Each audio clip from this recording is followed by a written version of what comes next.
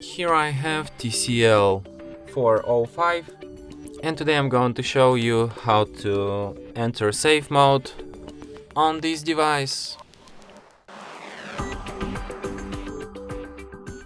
So to do it, firstly you have to hold down power key, and when this turn off menu appears, hold down your finger on power off.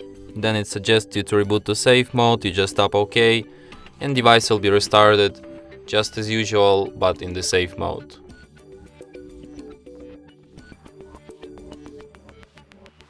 And as you can see, the sign here says safe mode, which is the proof that we are in a safe mode right now. So when you're done using safe mode, just restart your device in order to enter just normal mode. Oh, I turned it off, but now I'm gonna turn it back on.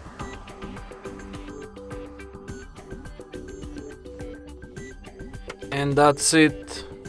Thanks for watching.